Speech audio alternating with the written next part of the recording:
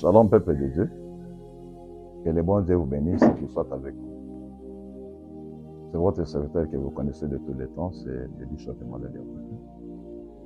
Et Dieu nous a mis à cœur d'essayer de parler et d'enseigner l'Église, surtout en ces temps de la fin. Parce que, en rapport avec le message de l'apôtre Pierre, il y a deux ministères qui vont nous créer des problèmes à ces temps de la fin.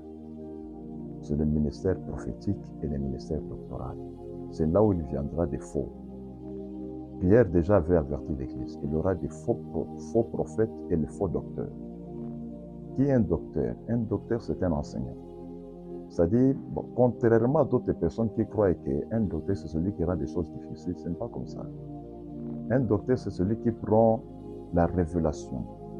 Il interprète ça avec beaucoup de facilité pour donner ça au peuple. C'est comme si il donnait à un bébé un morceau de viande qui ne sera pas mangé. Alors, la maman, qu'est-ce qu'elle fait? Elle mange ça pour rendre ça très faible. Elle doit moudre ça pour mettre ça à la disposition de son bébé. C'est ça un enseignant. Et souvent, je suis les médias, les gens qui parlent avec arrogance, et ils compliquent les choses pour dire que ce sont des docteurs. Ça, ce n'est pas un docteur. Et j'ai toujours dit, lorsqu'un professeur dispense son cours et que beaucoup d'élèves ou soit d'étudiants échouent dans son cours, ça veut dire qu'il n'est pas un bon enseignant. Parce qu'un bon enseignant doit faciliter la compréhension à ses étudiants pour qu'ils comprennent la matière. C'est ça notre responsabilité en tant que serviteur de Dieu.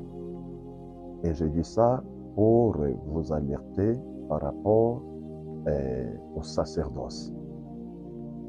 Je sais que les serviteurs de Dieu sont tentés de s'ergoter autour du sacerdoce. Il y a trop de confusion là-dessus.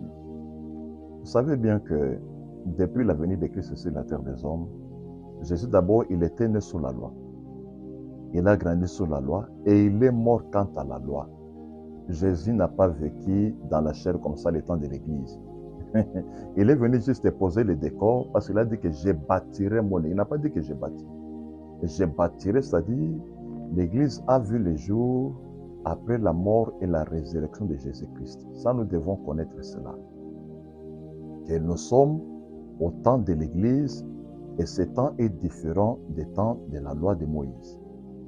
Dans la loi de Moïse, j'avais dit qu'il y a un sacerdoce qui était là, qui ne donnait pas accès à une femme d'offrir des sacrifices.